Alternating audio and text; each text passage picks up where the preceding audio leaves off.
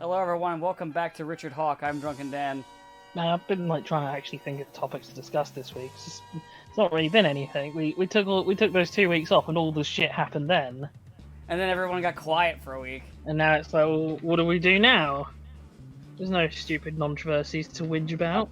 And I was too busy with like IRL work shit to really dive into like anything that I wanted to watch or anything like that. So I don't really have any topics like that. I'm planning to watch Patlabar because I got my pre-order in recently and I want to watch it again. I haven't seen it in fucking years. I mean, I literally just finished watching the Netflix the first of the Netflix Transformers trilogy, and there's nothing to really say about that. It's just kind of it just does this weird thing that Transformers was doing, which it tries to turn Transformers into this grim, dark, edgy war story, and it's like, guys, why is there so many that do that? It's a fucking show about giant robots from space that turn into cars.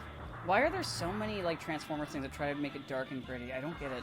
Because there's a big adult audience that watched it in the '80s that are almost middle aged now, and they want to not make them feel like idiots for enjoying things aimed at children. Yeah, but listen, I unironically fucking get hyped when I'm playing fucking Robot Wars and Mike Gine does the Mike Gine shit. To be fair though, you've never seen Mike Gine, and therefore you never saw Mike Gine as a child. So, but also, okay. Mike Gine's a little bit of an interesting story about that. Which okay, let's just switch it to something I watched as a child. Zoids, there we go. Yeah, okay, fair. Yeah.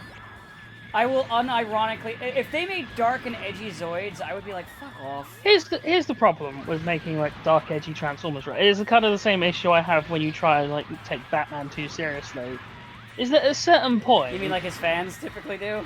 Yeah, but it's more at a certain point. The more serious and gritty you try and make this, the more it becomes sort of inexcusable that the villains are just mustache twirling Saturday morning cartoon villains.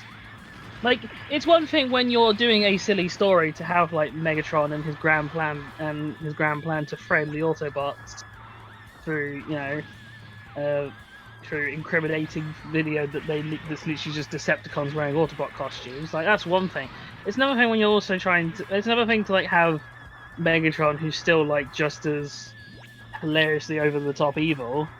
Actually, you know what? You know what's actually a good thing to compare to? It's like the Nadesco movie, how you still have the goofy fucking Jovians and their fucking super robot gag, and then you have the edgy edge shit next to it as also the villains.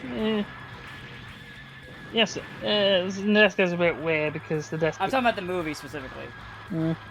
But it's so my issue of say taking Batman too seriously is it then always makes me beg the question, okay, but why has nobody shot the Joker yet? Right. And that includes, by the way, for the audience, that doesn't mean necessarily Batman. We're talking about anybody. What? Or forget shot. Why haven't they been okay, you've killed thousands of people. We're executing you instead of just we'll just throw you back to Arkham where you can escape next week. Or even better, what about all the other psychopaths in Gotham who also have no qualms murdering people, but also all hate the Joker? There's only one person who doesn't utterly despise the Joker. The only person who tolerates him but only to use him is Lex. Lex also hates the Joker. It's just he hates Superman more than he hates Superman more. So he's always willing to he's willing to blow $10 million just to tick Superman off. It's true. But I'm just canonically true. Yeah, but I'm just saying it's it's when you try and play this off as more serious. It's yeah, but then why would nobody kill the Joker? And yes, once again, the whole argument, Batman doesn't kill people, and maybe, just maybe, you can argue that somehow, some way, Joker keeps getting arrested by all the non-corrupt GCPD officers, even though they're meant to not exist. But then, why would Two-Face just shoot him in the head? Shoot him. He doesn't like him. Hell, actually, we can even argue why hasn't Batman done it when he oh wait, there's a reason I didn't do this stage. It's that fucking stage. When he killed Jason Todd, literally the only reason Batman didn't kill Joker is just Superman stopped him. Yeah. Which, by the way, I love bringing that up to people whenever they do the, but Superman would more likely go crazy. I'm like, okay, let's talk about Jason Todd. Do we have to? That means we have to meet. That means I have to now talk about that interactive movie they're coming out with. Well, no, what? I haven't heard about this. Oh, it's like they're doing Death in the Family, but it's like a weird interactive movie that you can like choose the options. So like you have Jason Todd, instead of becoming Red Hood, becomes Red Robin. Yum. Makes no sense to me. Also, it feels just completely pointless because like Under the Red Hood's like one of the best sort of standalone Batman animated movies, Oh yeah, like literally improves the original story. which isn't hard. Yeah, I mean it's not hard, but The original story is like massively bogged down on a whole bunch of shit, and also connected to Crisis. Fuck, which Crisis was that? Was that Crisis It was Core? First- Infinite World. The first I one. think. No, that's not. No, it's not Crisis on Infinite Earths. It's the. Because this is the one where they also killed Ted Cord. It's the one Oh, where the one- Superboy the punches one- reality. Oh yeah, that's the. I think that's the second one. There's only Yeah. been 2 of them, haven't there? No, there's 3. There's Final Crisis, There's 3. Crisis on Infinite Earth, and I can't remember what the second one's called. Is that just Infinite Crisis? Oh yeah, I think it's just Infinite. I think it's Infinite. I think you're So right. yeah, that's the one where Superboy punches reality, because that makes sense. Comics, man. Because he's mad. I'm mad as hell. He's so angry because his crappy world doesn't exist anymore that he didn't even like. The only thing that'll get madder is like a Tony Stark fan if you start making fun of Tony Stark. And One friend of mine is, and I started making jokes, and she got really annoyed, so I stopped because I was just like, okay, I'm just not gonna be an asshole today. ow, that stopped you. I mean, I love, but the thing is, it's just funny to me because I love making fun of characters that I like. I mean, It's like half the fun. here's the problem with like Tony Stark specifically, and it's all the MCU's fault as much as we rag on it. And it's like because it showed off a character who was kind of not the Tony Stark that we've sort of all experienced throughout our varying histories of reading and liking comic books. Like he is just not. He is like similar, but he's definitely not like what Tony Stark, because he lacks a few of Tony Stark's qualities, like building suits of armor specifically to kill his friends. Yeah. That's the make of it. That's Well, honestly, that Tony Stark never did any of the storylines of like. he almost did Demon in a Bottle, but they weren't going to actually. They gave up on it real quick. And they sort of almost did Extremis, but also not really. They didn't want to do Demon in They a Bottle mostly because they were afraid. Well, Robert Downey Jr. was like, "This is a bad idea. I've just spent years kicking my drug habit. Maybe I shouldn't go back into playing an addict again." Which makes sense, I suppose. I mean, it does, but also on the same token, maybe you just shouldn't have done drugs. I mean, yeah, but like it's a little past that. He's like, he knows that, but he's like, he can't go back in time and not do drugs. I mean, should have just listened to bad, Mr. Mackey from the start. I mean, come on, you can do time travel. Just look at Eren from Attack on Titan. But yeah, so the whole MCU Tony is like not the character that we all know And literally, love. because of that, they gave, instead of doing any of Tony's actual storylines, they just took other character storylines. And Actually, you know what's funny? One thing that came up because we ended up talking about the Amalgam universe, how we were talking about like some of the combined ones that made sense, ones that we thought were cool, ones that were stupid. yeah, So like most of them. we ended up talking. So because I just made fun of Tony Stark, and you know she had that kind of reaction. There was we're talking about because there's the Robin Spider-Man one, and my friend he brings up like yeah, because you know the idea was for Spider-Man, since he was originally a teenager, was to show like yeah, you can have a teenage hero who's not a sidekick. And I had to bite my fucking tongue because I was going to start making fun of what they did doing in the MCU. Yeah, well, I mean, we don't need to beat that dead horse. And I only didn't even really want to rag on. Well, I mean, he would have agreed with me. I don't think she would, because I think she really likes Robert Downey Jr.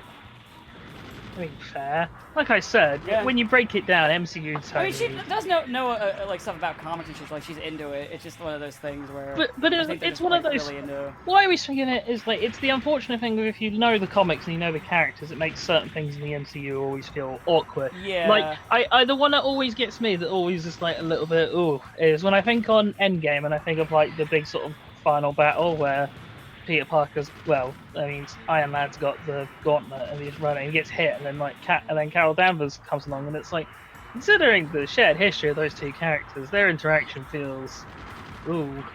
I'm not saying that's what they were going for, but I can't not think of their shared history when you kind of put two people who have never interacted before like that together in a scene. Oh yeah, for the movies, yeah. So it's just like, and especially considering they highlight, yeah, he's a kid, and it's like, let's just move past this real quick. Once again, not saying that actually having that, but I can't not think of the fact that those two characters were at a certain point in history really, really, really badly forced together. I honestly forgot that they did that at one point. I didn't. It was back. It was literally just before. That's back when they were trying to figure out something for Carol to do. Yeah. Because they were You like, mean like they we want to always make do? her important. You mean But like I they mean- always do? Even when she was Miss Marvel? That is when she was Miss Marvel. Yeah, that was like. That's what I'm saying. Like, even when she was Miss Marvel, they never really knew what to do with her. That was like- They have a better idea of what to do with the fucking current Miss Marvel, which is kind of funny to me. Well, because here's the problem, right, with Carol Danvers in the comics, at least. I don't know about the movies. She's just a raging fascist. In the movies, she just kind of, exists, honestly. I mean, Yeah, she's I'll pretty give him much- the benefit of the doubt and say in the movie. Like, that's not even, she's like, I'm not a- even trying to make a joke. Like, Carol's, like, characterization is very... non-existent. Yeah, it's very bland, honestly. This is the problem. For the majority of her own movie, she's like a relatively emotionless, like, badass person because she doesn't know her past. Right. And then when she remembers her past, the movie's over. And then in Endgame was actually shot before her movie, so they basically wrote things to make sure that she had a minimal role and barely interacted with anyone and But barely as I said said, anything. I'm not talking about the movie version because I've had I've not seen her movie. I just mean like comics. Carol is an awful, awful fascist. Yeah, Yeah. I was just comparing the two. And I Because always, you- I kind of, I mean, I can't do it anymore, but I always Is did. that before? Was that before or after Civil War II? Well, she had shades of it before Civil War 2, but Civil War 2 was when she was just full on. Yeah, we're going to arrest people because we've got the ability They to literally- predict the they- future crimes. Yeah, they literally have Magneto drop it, and they look like no Carol's, but Carol's not crazy though. You ever see Minority Report? Because the writers of Civil War 2 definitely had. Yeah. It's literally the movie, but with your favorite Marvel characters. And this time, Tony Stark's not being a psychotic madman who arrests his Hey. friends in transdimensional prisons. Hey, remember too that according to the original writer of Civil War One, Tony Stark was the one in the right. Yeah, I'm not kidding. I'm aware. Yeah. I mean, that's what he said, but then, the actual comics in the follow-up story said, like, no, he's not right at all. Well, yeah, So, follow-up I mean- stories by other writers then said no, he was wrong. But the original writer of it, he was like, no, Tony Stark was right. Probably shouldn't have shown him doing I all mean, those he says that, but if Marvel higher-ups don't agree, Then he's can't just really- basically the cross-Ange guy. Yeah. Basically, yeah. I think That's like when he said in Seed Destiny, no, actually Durandal was the good guy. And then, like, Who? nothing... I mean- the antagonist of Seed Destiny. Whose You think- master plan... Hmm. whose master plan is basically to make himself Lord Emperor of the world so he can use genetic testing to give every single person on Earth the job he thinks they should have, and if they disagree, he'll fire an WMD at them. I'm pretty If sure you that's ever a Reed. disagree, it means that you are wrong. I'm pretty sure that's a Reed Richards plan. Probably. was. He is probably the actual most evil person in the world. Oh god, that reminds me, because when we're going through the amalgam, one of the amalgam was obviously they put Namor in fucking Aquaman, and I was like, don't do this to Aquaman, don't turn Aquaman into a simp. Ugh. Because that's what Namor is. Yeah, Namor's the biggest simp in the sea. I can hate Namor. Namor is literally the worst. Just It's like everything that everyone joked about being wrong with Aquaman, but made worse because all Namor exists to do is go, yeah, but I want to bang Sue Storm though. Why? I don't even understand why Sue. Sue is so basic. I mean, it makes sense. I think it makes sense with Doom because Doom just wants it because Reed's got it. Yeah, I'm pretty sure when that this makes sense. plot line was introduced, she was like the only female character in the Marvel universe that was like, relatively attractive.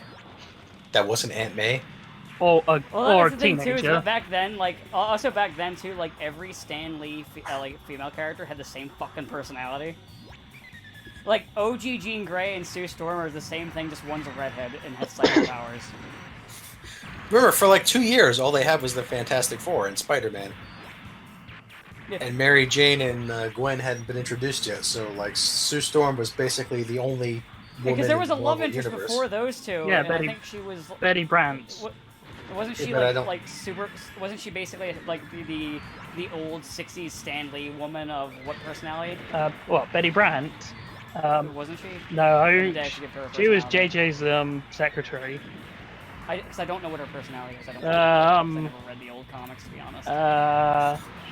Reasonably nice, but then Betty had a Oh, so basically, Sue yeah, but Storm then and like, early Jean but Grey. then like, Betty gets this thing where it doesn't last long because her brother gets killed in a like supervillain battle between Spider-Man and another dude, and she blames Spider-Man, so she then sort of hard shifts into hating Spider-Man, which is basically half the cast of Spider-Man, to be fair. Go on, I'll wait. You can try and think of all the people in Spider-Man. Think of how many of them actually just fucking hate the webheads. Who? I think you mean who don't. Yeah. Yuri. Well, until But she's also relatively new. So yeah, but that's- then she also becomes a supervillain. True. So I'm gonna say no. Basically, your only options are Mary Jane and Flash. Which is kind of funny considering Flash Thompson's original history with Peter. Well, yeah, that's the thing. That's always been their dynamic of he fucking hates Peter Parker. Spider-Man's the shit though. He's the reverse of everybody else. Yeah. Like, I don't get why you all hate Spider-Man. He's cool. Have you met this fucking nerd, Peter? Fuck him. Nerd. But Peter's a good guy. Yeah, but then they become No. yeah, but then they become actually friends. So after Flash gets crippled. That's all it took. Yeah, all it took. It's more, Thanks, it's more fun this way. thanks, making Iraq. jokes. You crippled Flash Thompson. Flash. What was it, Afghanistan? I don't remember. It was one of the many conflicts in the Middle East because I remember it being a slightly hot topic at the time. Flash came back. little bit. Flash came back and was crippled, but then he became Agent Venom, who's probably like the second best Venom. So Yeah. glad to see that glad to see that just kind of got rid of. Thanks, Marvel. Really like Yeah, actually, honestly, yeah. Flash Thompson Venom is really good. I like that Venom. I don't like any Venoms that aren't him or Brock. Yeah, I agree. I definitely did not. I just really didn't like Scorpion Venom. That was just lame. See, isn't he the only other one? No, there's tons of other people.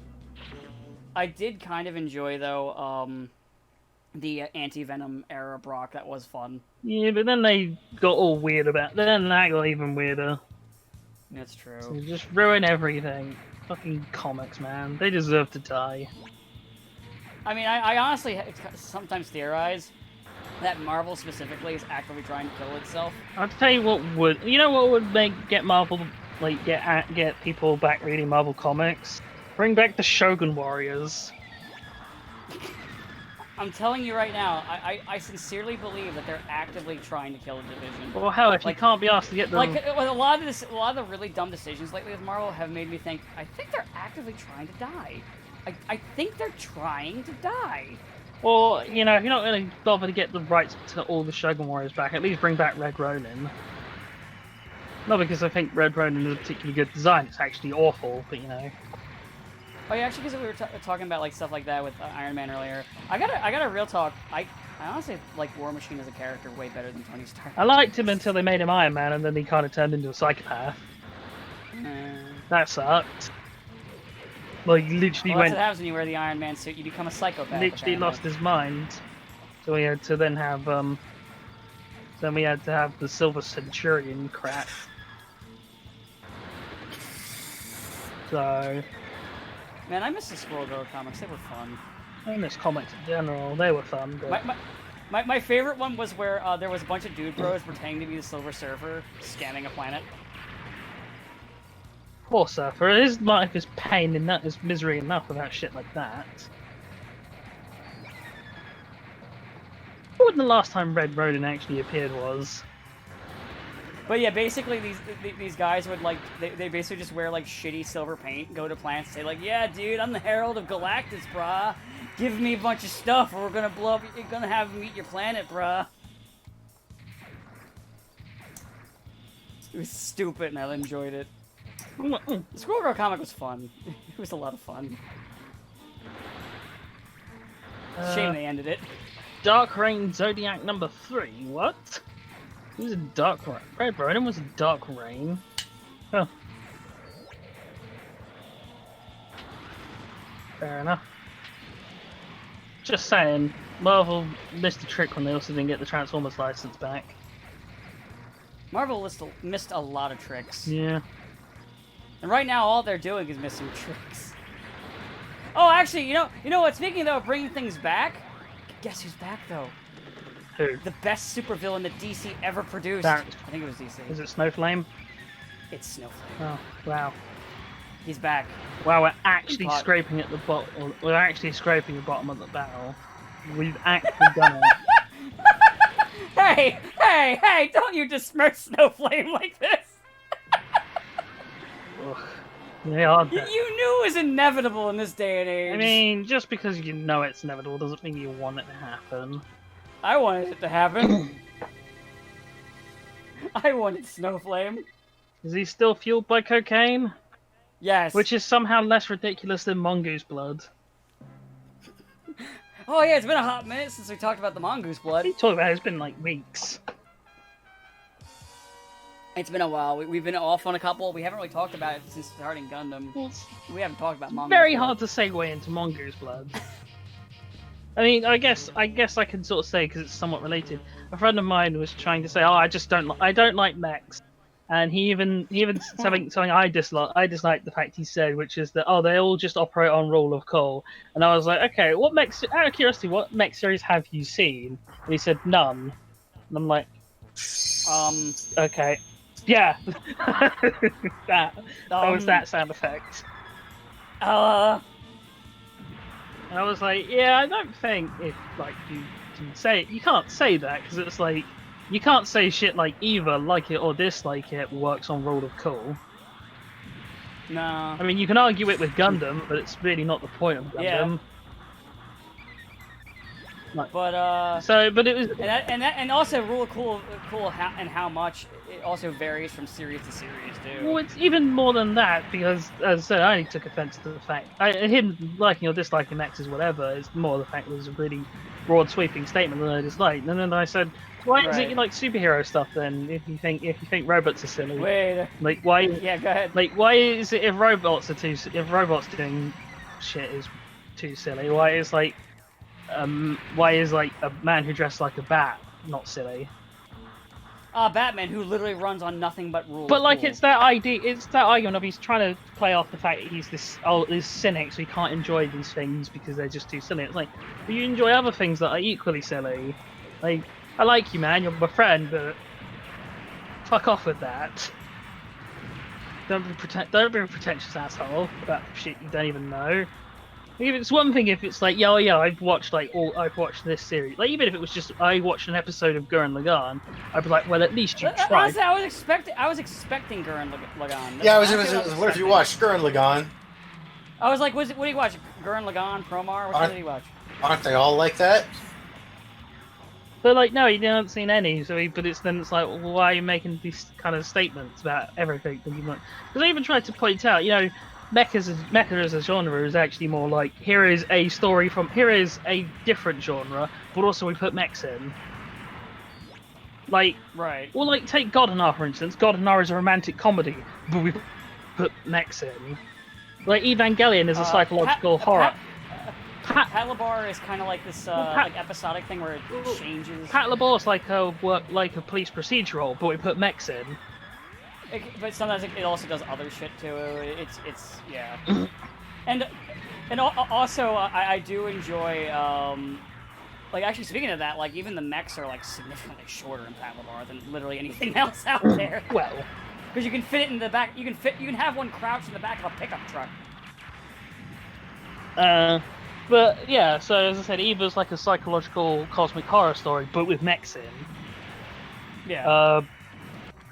Gal Gadar is a superhero story, but with mechs in. I mean, as I said, it's all of this like weird genre where it only ever is like it's only ever like a hybrid with another genre anyway. So to have it's one of those things. I don't know. I always take the stance of if you don't like mechas because you've not seen the right series. Because it's such a wide series. It's such a wide genre that there's like at least a series that someone somewhere will get behind. Right. Even no matter what your tastes are. Hey, you like magical girls? Hey, you got Ray Earth. That's true. Yeah. Ray Earth is a magical girl mecha show. Hey, also if you like fantasy too, you can just stick that or Dumbine. Yeah. Or Escaflowne. Hey, you wanna see like a old school tokusatsu series? I just watched SSSS Gridman, the best series Trigger ever made. Fight me. Some of the fights actually managed to have a little bit of weight behind them. And also, it got Obari. It pissed off Obari. Why? Obari again? Because apparently, the guy who does the sword dick pose. Oh. Yeah. Well, okay, pissed off. It's one of those things where you like when it came out, he said on his Twitter that he was like a bit annoyed that they'd done all of these like basic of like just lifting frames from Brave series and things he worked on, but like they hadn't consulted him about it. So it wasn't like actually pissed off. It was just you lifted so like because he was cool with just like the odd reference. It's another thing when like you lift so much from Obari. Right. It's kind of like one of the things with me and Gurren Lagann is I felt like it lifted a little too much. I mean, but the thing with Gurren, I was like, but Gurren Lagann's not as bad as like. Well, I'll some shit. say this with Gurren Lagann. Gurren Lagann doesn't lift like frames nearly that much, if ever. The only like frames that there's a couple frames that they lifted with Simon when he's like doing his speech thing. Specifically, they lifted a bunch from Gunbuster, but it's also the same studio back then, so whatever. Versus like I've even said before, Gridman is basically just like a brand new Brave series. Yeah. Like down to hey, it's got the Might Guy transformation stuff, and even X-Kaiser transformation stuff, and the sword pose, and a whole bunch of other stuff. I mean, it's once again it's a non-controversy because I doubt he gave that much of a shit. It was just for hey look, this really popular thing is getting popular and it's using a bunch of my stuff and I wasn't involved, kind of deal. But how dare they? Basically, it's no worse than anyone else. But as I said, I'm pretty sure Gurren Lagann only did like very very light small stuff. It wasn't anywhere near the extent of Gridman. But right. I think the other reason why I like Gridman so much is that that it's not really a Trigger-made mecha design. Right, because their mecha designs are let's just put flames on it. Sort of. They're just Guy Fieri robots. Yeah, they do tend to default to that, which is just it's a fine enough design once or twice, but it's the fact that it's every time. It just kind of goes, yeah, I've seen that, guys. Do more. And yeah, okay, Brave stuff like. That's the 4th time in a row. Brave stuff also had a lot of repeated imagery. It's like how many robots can you slap a lion head on the chest? And, that's also kind of whatever. Now sometimes they put drills, but I mean it's more egregious when like you don't even have a lion as part of the transformation thing. It's just we just put like X-Kaiser. Honestly, I won't lie, I kind of laughed at Battle Bomber just having a random dinosaur head. Yeah, that's because he's made up of Beast Bomber. So he's a beast. makes sense in context. I would say it makes sense in context, but it's like basically I'm not asking for it to make sense. my guy is basically just for the first half at least. We need to sell more toys. And then the second half is also we need to sell more toys, but it's a lot more sinister about that. Shit. Shit. Shit! It does have what I always found funny about Might Gun is it does have probably one of the most brutal villain deaths I've seen in anime. Fuck. I got fucked because I found that there was a gun cannons who there was a gun tank's AI who was like weirdly tuned to be like dodging all the time, and it just took a ton of my health away, and it just sucked. You got taken out by a gun tank? Yeah, Damn, one that just kept dodging every shot. Damn, it's like, what the fuck? Damn, he came at us from Puerto Rico. Yeah. It's even more depressing because I was controlling a goof. I was gonna say he either came at you from Puerto Rico or you lost to Hayato. I'm not sure which is worse. But yeah, like, but yeah, mecha that has like a bunch of genres in it that you can find something you like, or multiple things.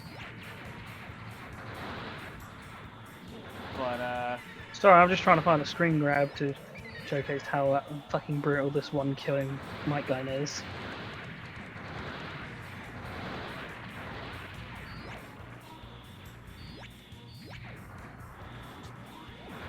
I mean, it's an older kids anime, and older kids anime would be like, haha, murder. What? Oh, I can't get it. I'll just have to link the video later. But I mean, the thing with Might Gun is it's literally just like, oh yeah, you know the ending of Zeta, how Shirako dies. Yeah. Okay, imagine that, but instead of like the tip of the Zeta, it's a drill, and then there's just blood everywhere. Ah, so they didn't even. No. Because if I remember, Shirako they didn't really do much blood. No. Actually, that's the one thing I was surprised. Like, I forgot when I was watching some of the older Gundams. Like, they were fairly light on blood, if any. Yeah, I'll link that. We're about to mute this video save mode, but I'll link the time code for you. Oh fuck! I forgot to put myself on. Sorry. Shit. Sorry, but you know what? Gundam wasn't light on the blood. Seed. No one cares about Seed. Yes, yeah, but you know, it's also Seed. No one cares about Seed. Everyone cares. Why watch about Seed when I can just watch? You know Saber. Everyone cares about Seed, even if it's just because they hate it. You know what? And they're still screaming about how bad it is. Considering all the other bad Gundam series that come out since Seed, if you just never talked about Seed ever again, I don't think you'd get nearly as much flack about it as you do. If you just kept quiet, everyone would forget Seed happened, and there'd be no more mockery of Seed. No one will ever forget Seed happened. No, they'll keep. China's getting a life-size Freedom Gundam statue built in it. They're never going to forget about Seed. Wait, really? Yes. You know, it figures China would like the Chinese bootleg of the original Gundam trilogy. It makes sense. They like bootlegs over there. Apparently it's like really popular there because it was the first one they got. I mean, that makes sense. The first, it's like with Wing here. Yeah, basically, it's like why Wing is popular in America because it's the first one most of them saw. In China, the first one they saw was Seed. Yeah, no, that makes sense.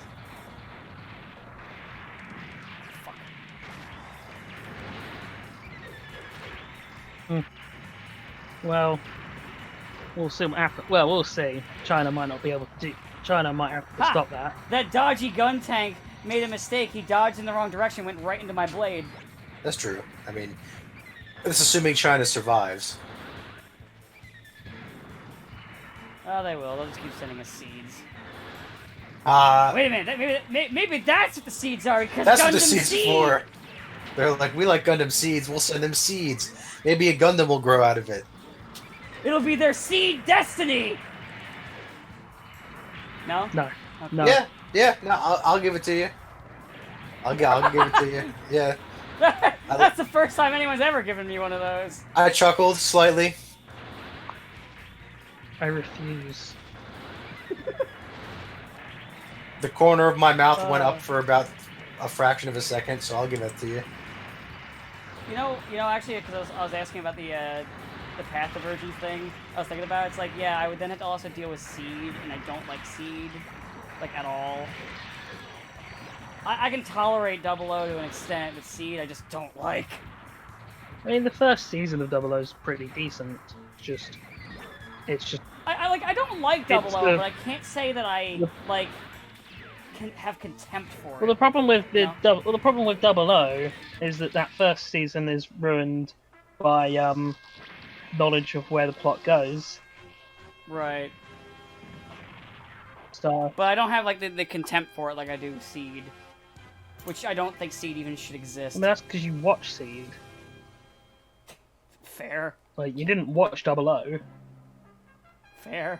Like, all your Double O knowledge basically comes secondhand from me going, man, Double O's second season of movie really fucking pissed me off. I mean, Double O doesn't have Destiny, so I mean, Double O kind of wins by default. Yeah, but Double O does have Awakening the Trailblazer. Yeah, but that's not Destiny. It's better. That's But at least Destiny brings us the hilarity behind the scenes stuff to laugh about. I mean, I guess that's true. Thanks to Destiny. But I mean, Awakening of the Trailblazer at least has pretty animation. Destiny doesn't even really have that. Outside of like one or two episodes. You know what Destiny gave us though? Destiny gave us Cross Engine. You know what? I'm okay with that. Oh, I've had so much more enjoyment out of Cross Engine than I really should pursue the Cross Edge is. I like Cross Edge because it's on that level of bad to where it wraps around into being fucking The annoying great. thing is, I think the basic characters, apart from one or two of the more comic relief ones, are actually fine. If they'd have been in a better show, it would have just been a forgettable show. But the fact that they're decent characters wedged into this hilariously stupid show just makes it all the better. I know now, like the scene with the maid, with the knife thing, where she ahead of time prepped up for the car to ram into them. But it's still with that being the case, it still makes it so fucking hilarious. I mean, no. Because like, okay, you stabbed him. Oh, now now the car you called in shows up. Your assist is here, and now we're gonna fly off this cliff and explode. I mean, it's never gonna top mine and Sailor's like actual viewings of Cross Edge though. I honestly, at some point, I should sit down with you guys and just watch it with you because it'd be funny. I mean, yeah, nothing will ever beat 20 More Cops because, just like, because of... it was like literally everything was best. It's just the thing, like every time we said something stupid, it just immediately happened afterwards. Yeah, we were like, "Oh, now this dumb." It'd be really stupid if this dumb thing happened, and then it did, like on cue. Oh man, she better not drop the soap. Oh, she's just been prison raped. Oh, well then. I like how even in fucking Super Robot Wars, they reference that fucking scene. Oh, it's like the end of the first They episode. do. Yeah, they reference it with that fucking lady. Yes, Jill. They're like, oh, now we're gonna get naked, and then the screen goes black, and I'm like, oh, I know what's happening. Yeah. Jesus Christ, why did they put this in? Because Jill had to Jill her. And then die. No, Jill doesn't die. Along with two other people. Oh wait, no. Oh wait, no, they didn't do it. No, Jill doesn't. That was the other. What's her face? It's the one who was incredibly sexually aggressive and basically said she was going to rape her, but didn't actually rape her because she died too quickly. Yeah. Because her and like two other characters died like in 2 seconds. Yeah. The two children characters, which makes it funnier to me. I won't lie. The fact that it was the two 12-year-olds just makes it so much funnier to me. Yeah. I know that sounds fucked up. Yeah. That I'm like, haha, kids died, but They had it coming. I don't think they did. Yeah, they clearly did. They're Norma. They make people think so. uncomfortable. That And then- means they deserve to die. That's the logic of the show. And then, as I say, when she's walking alone, depressed on the streets, and it's like, man, imagine if 50 cops just came and beat her up. Bam! And then 50 50 cops came and kicked the shit out of her. And it's like, yeah, I've never been more happy to see police brutality before in my life. Yeah, get her! It's like Punch. It's like Red Letter Media and the kill that baby, kill that woman thing. Where at a certain point it becomes so some audacious and over the top It and sounds stupid. so ridiculous. You, It just gotta becomes see it. fucking- You gotta see it happen. Even the Super Robot Wars cleaned up version of it, it's still fucking like literally like in 2 seconds I realized those two were going to die and I was just laughing and then the third one died and I just lost my And shit. the one who you'd think would be like an actual character, and then she does, and it's like, yeah, okay. In the show, the idea was that you set up this character who you think is going to be a recurring character because they've got a name and they've got a unique design, and you immediately kill them off, and it's like, anyone can die. But to me, it's just, you killed you killed that crazy rapist. Yeah. Pretty much, yeah. I ain't sad about that. See, anyone can die. Crazy rape lady, go boom. It doesn't help that they're the only ones that really die for most of the show. Yeah, and then everyone else just kind of bumblefucks around. It's like everyone can die except not really, just the two kids and the crazy rape lady. Yeah. And then they run into their unfortunately named main villain, What's the main villain's name? Embryo. Yeah. To be fair, he wasn't getting a lot of work. He wasn't in a whole lot of Crash games. Well, it might be in He Crash can 4. control space and time. Time and space. Yeah, so it's And like it's also- Embryo. He controls time and space. So like, is that all? And also, Just time and space. Okay. and also secretly, the dragons are actually Kobayashi-san dragons. That's the plot twist of not Code Geass, of Cross Ange. The dragons are actually cute anime girls Good. who also play Only ping the pong. female. Only the female dragons, though. But not the most female of the female dragons. She's just a dragon Yes.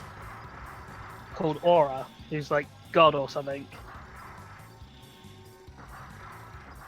Cross Ange is Good. weird, but fine. Yeah, it is. Which feels odd to specify that series as weird when it's sharing screen time with the likes of Nadesco and Mike Gine and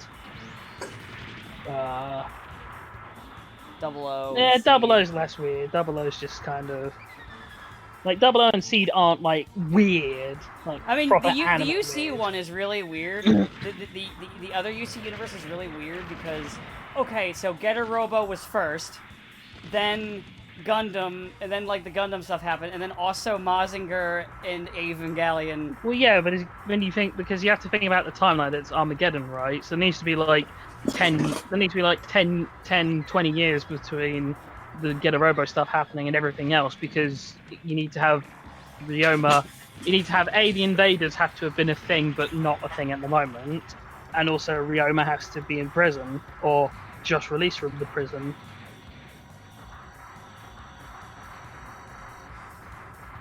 But it's just kind of like it's just that world is kind of crazy when it's then also UC Gundam. Wow. Well, they've done worse. There have been worse. Oh, it's not bad. I'm just saying it's just. I mean, it's no worse than when they went in Z2 or was it Z3, where they were like, "Oh, by the way, there's this continent we just never talked about before." Yeah, that was Z2. Yeah. So in order to justify Gurren Lagann, because the Gurren Lagann set post-apocalyptic setting, there's no humans on the Earth. They're like, "Oh yeah, there's just not only is there this continent that nobody's gone to and forever, and we just ignored, but also there's two Japans." Oh yeah, there's two Code Geass. Because they're like, how could Code Geass work with like Japan being conquered by Britannia if like Japan is also where all of the robot series come from? Surely Mazinger and Getter and all of them would just like kick Britannia's ass. Well, there's a second Japan. There's a second Japan where there are no robots, and that's the one they've conquered. Tokyo 2. Yeah. Japan as well. And also, time flows differently on that mysterious continent. So when all of the time skip series go there in between games, they're like, "Oh, hey, it's been 10 years, but it's only been a few months for us." So, Logic. and then you get to Alpha, and then you get into shit like Alpha, where Alpha has like not just like one original character plot, it has like three. The biggest thing with Alpha is when like they introduced Seed in the very last game because it had just come out and it was popular, and they were like, "Oh yeah, there are these extra space colonies with genetically engineered humans. They've been there the whole time, but we haven't really gotten involved with them. But they were always there." You just didn't see them. Well, I always like that. Is Alpha the one that gave us Zenga Zunvolt as well? Yes, it is. So, because I'm thinking Alpha gave us the SRX team, Bullet and Kasuga. SRX team is actually from Shin Super Robot Wars, but the alpha versions of the characters are the popular ones. They're the ones that are in everything else, fair enough. But Zenga's from Zenga's from Alpha, Yes, he is. and so's is Elsam from Alpha? Or is he from Shin? No, he was from Alpha. Huh.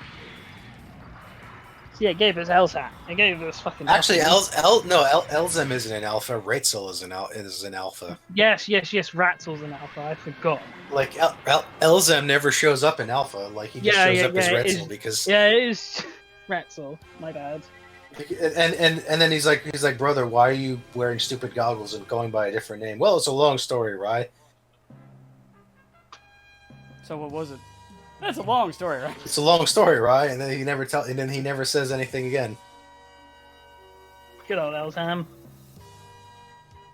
Actually, I think he was introduced in OG1 first, which came out before Alpha 2, and then they introduced him as Ratzel in Alpha 2, and then they backtracked that into OG2.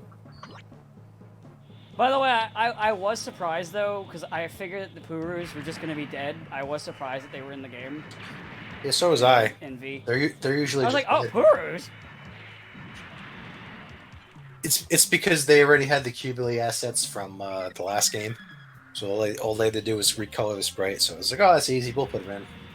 What, was Haman playable in that one or something? She was, surprisingly enough. Oh, Rafon's playable. I mean, she's been playable in a couple. Haman's I mean, I know playable. she's been playable before, but like, this was the first time that like they actually resolved her issues with Char and like had her become a somewhat decent person. Oh, okay. Which was one? I'm curious. This is also happens. This also happens in V as well. To be fair, I think. She's dead in Is V. she? No, she's dead in V. It's T, I think. Oh, T. Yeah, oh, yeah. T's the one you can recruit. So anyway, yeah, this is. Oh, okay. So in the other ones, in the next one I play, basically. Yeah. Okay, cool. Interesting. It is cool though to see the Purus alive. I was like, holy shit! I actually can use the Purus. What? Well, though, I do think it's weird that Ratzel uses calls his mech the same thing that Elzam calls his mech. Well, yeah, I'm not 100% sure which route I'm going to take in the current split, where I either go into the Mike Guy and stuff. Do the Mike Guy and stuff. Do you think that's what I'd like? Yeah, better? you get Mike Kaiser. Isn't he temporary? Yeah, but. Yeah, so if you actually want to use Mike Kaiser, you have to do that route. And also, I think that's how you can also get. I don't remember, but it's the as I said, route splits are basically just the game. Because I know Shin Getter is going to be in UC. Well, okay, the Shin Getter plot stuff is not at all really important in this thingy, because I mean you don't do most of Shin Getter's plot because you can't. Because they're tired of it. They're tired of it. At this point, they're basically like, look, we need Getter. We have the assets. We can't use Toei Getters anymore. You're getting Shin. And What's also, the plot of Shin Getter? It's there and it's Getter. And also, you can't just nuke the entire planet again. Yeah. You can only nuke the planet so many times. So.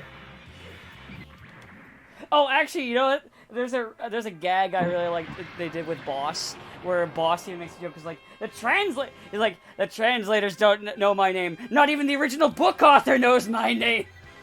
I mean, it's right. And I love how like other characters be like, so what's your name? Not important. But you know what you were saying about making Boss good. Depending on the game, I don't think it's not the case in this game because unit cost isn't a thing. But Boss was good in previous games. So in previous games, there was a mechanic where like if a unit gets destroyed, you'd have to pay money to repair it. But Yeah. Boss's unit only ever cost like 10. Because he's just scrap. Yeah, whereas everyone else is like thousands or tens of thousands. Not only that, he costs 'Cause they're 10, like- and in some games he can self-destruct. Yeah, he could self-destruct the tank. But also, the strategy with Boss was you just equip him with like repair kits and shit. so that he and just have him blow up on people. well, no, so that he can heal, so he can be your healer. And if he gets hit, who cares a shit? Because he can. Because the real problem is that some units are just super costly. So if they die, which happens because Yeah. If Evas die, it costs like half your budget, or like half of what you have to repair one Eva. not as I said, it's not really a thing in V because they don't have unit cost. Well, here's the thing. Here's the thing. No, they don't. In Z, they had Roger Smith in the Big O, whose special ability was that if he was on the field, then you didn't have to pay repair costs. And then they decided to just phase it out because they're like, well, if anyone loses a unit, they usually reset the game anyway. So like, screw it, we're not even gonna bother. That makes sense. It's like Fire Emblem and their. Because they realize they're like, wait a minute. Yeah, they're like people like reset the stage if they lose somebody anyway. So screw it. We'll just let them rewind the game. Because honestly, even when they turned off permadeath before they added like the rewind mechanic, like rewind around, I was still doing it because I was like, I don't want to lose XP. They turned off permadeath because people didn't like the Wii U and GameCube game because of permadeath. They're like, this is too hard. So they're like, all right. Well, those games. Well, also what happened with those games was in the English version they fucked up the difficulty settings. Basically, hard mode was easy, and wasn't easy. Like the easier mode was like the harder one or something like that. I think it was. I know they fucked it up in one of those two. It might have been both of them. I don't remember exactly. I just know they finally brought it over to the West when like West was curious about the characters from Smash and stuff, and then they're like, wait, you permanently lose characters when they die? This game sucks. Slightly back topic though, Sabo. Was Tusker and Leona Alpha 1 or Alpha 2? Actually, real quick though, Sabo, Yeah. they were apparently thinking about doing taking out permadeath as an option since before it even came to the West. It had been like something that was like hotly contested within the company. For years. Really? Yeah. The first game to do it was Shadow Dragon, the one that never came to the West. The sort of remake of one. No, we got the remake of one. It was the remake of. Oh, we did eventually. Yeah. We got It was the remake of.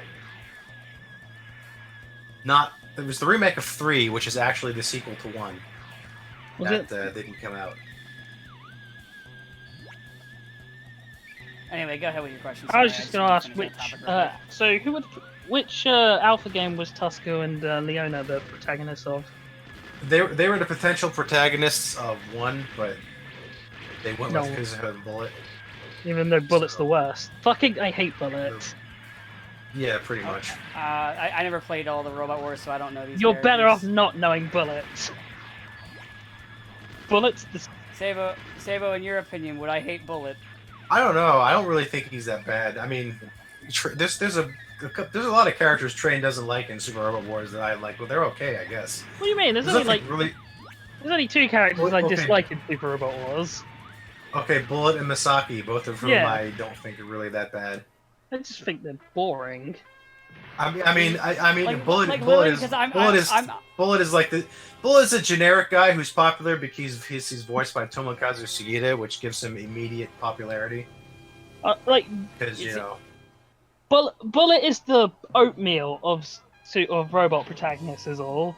Like he's just so bland and nothing.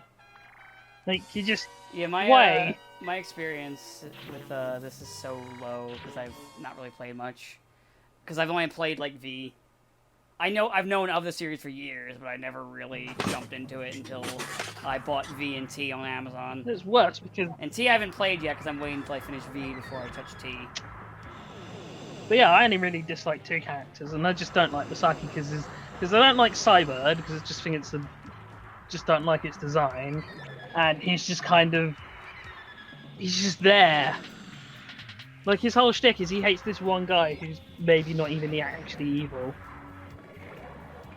And then that's it. Else he has a pair of pussies that tell him what to do.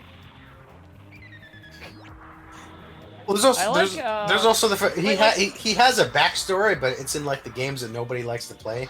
So in the mini games, he just kind of shows up and he's like, I'm here to kill Shu. Hello, I'm here. I have a magic mech. Okay, bye. Okay, I've done the thing. He's like, I'm here. I have a magic robot. I really hate this guy named Shu. Like, so like my And that's knowledge it. of like the original characters is very, very limited. Because I only really know the V, the two in V. Like I like Chitose. The other guy, I'm just kind of like he's okay. I'm not really. I don't I really like him mean, that much. you definitely like Ryusei and fuck, what's his name?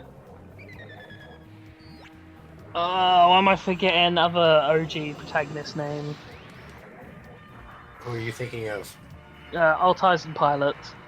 Kyosuke. Kosuke. Yeah, Kyosuke, fuck. I mean, you knew He's me out like- of a K. Everyone loves Kyosuke. Yeah, I also like Kyosuke, I just had a brain fart. Yeah, Like, you'd really like I Ryusei and Kyosuke. Ryusei, which one? Is that? He's the massive mecha otaku I'll look them who up gets after we're done recording, who then because- gets his own mech and demands that it's a He's- super robot, even though it's He's a the real one that robot. gets. He's the one who's not really attracted to women, but he is attracted to female-shaped robots. Yes, that's his entire shtick. And Kyosuke is A, the best girlfriend, and B, Kyosuke. well, is that is Kyosuke? Which one are they?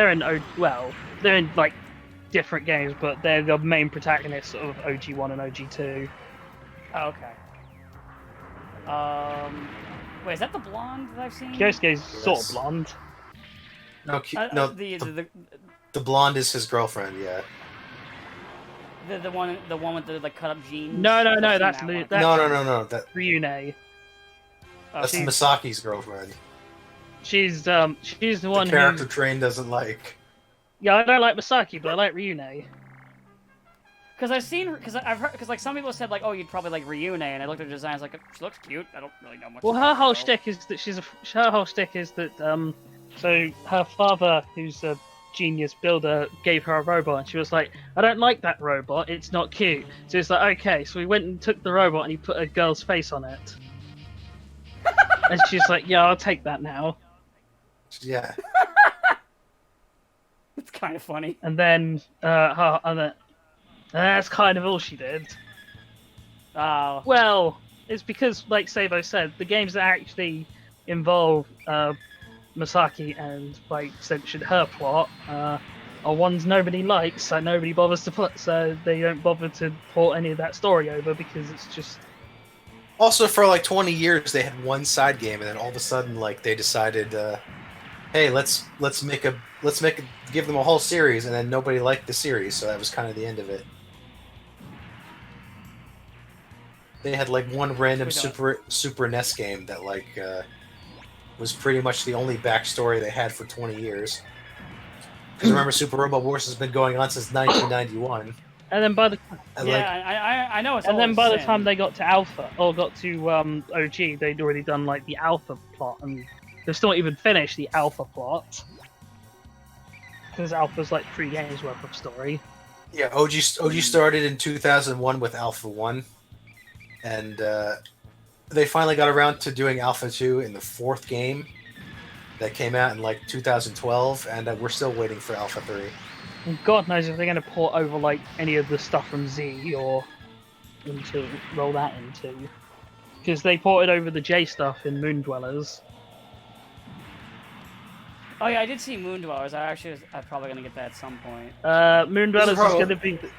Moon Dwellers will probably be one of the most confusing experiences you'll have, though. I'm just going to tell you that Yeah. now. This is the thing. Moon Dwellers is like part 5 of like a series where So Okay. You you can't play the previous games. So you can play OG1 and OG2 because if you can play the original version because you can just download the game because they actually did get full Western releases. So you can play OG1 and OG2, but they are Game Boy and they are very different systems to what you're used to on this. They did collect them both together, or they did do like HD remake of both games as OG Generations. Or Original Generations, which was a PS2 game, which never came out because we can go fuck ourselves. Well, actually, no, I think the actual reason it didn't come out was because this was PS2 era, so this was when Sony was like, yeah, no, every game, if you release a game, it has to have an English dub. Yeah. And also, had this thing too where Sony had this thing where they were a pain in the ass if the game was sprite based. That too. Yeah. Because SNK constantly had to deal with that when bringing their games games from the PS2 over to the States. So, Because they constantly were having to deal with Sony's bullshit. but it didn't help because Original Generations also came with Original Generation Gaiden, which is part 3 of this saga, and the next one you can actually play as Moon Dwellers, which is actually wasn't there Original Generations 2? Yes, there was Original Generations 2. So As opposed to Original Generation 2, which is actually the 4th game. And then Moon Dwellers is the 5th game. So then by the time you get to Moon Dwellers, it's like an entire cast load of characters and stuff that they've done. You're just not going to get. Because, I mean, it's kind of funny the hoops they have to jump through to keep justifying why you can't have the SRX from the start. Also, Moon Dwellers translation is awful. Well, it's not the worst, but it's not great. It's pretty good. It's pretty bad. Yeah.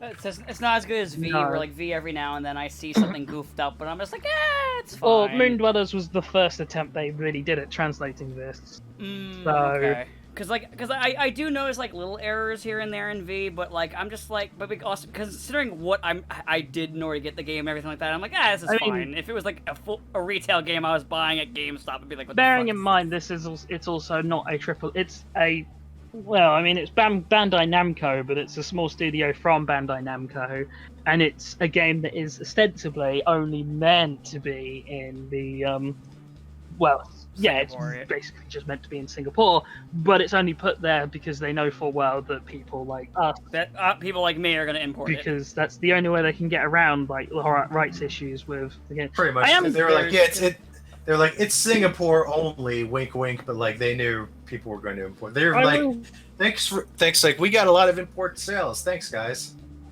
I was really hoping that with COVID and stuff, and since they're not doing a new Super Robot Wars, that they might do like a HD remaster of original generations that they could release, and we could just import that, and we could all have fun, and we could all get sort of up to speed with the plot. Because, I mean, bearing in mind, they'd also have to do Gaiden in Original Generations too, so not really. but bearing in mind, the real problem of the original generation plot is it's about like 50 different plot lines all like hastily smashed together with a bunch of characters. And even then, there's implications that it's all actually connected to the mainline Super Robot Wars games, because there's one character who's heavily implied to have been like that is in multiple games, but it's implied he's the same guy. So Yes. shit gets fucking confusing, man. Not only that, but immediately after that was the finale of Z, which is like, oh yeah, we're actually in a multiverse. And then even if you want to like just do the easy thing, which would be to watch the 2 anime adaptations of Super Robot Wars, they're also like have these random differences for the sake of surprising you. Stop drawing your sword, Sabo. Sorry, I can't help it. All right, we're gonna end the recording here. I hope you guys enjoyed it. We'll see you next time. Have a good day.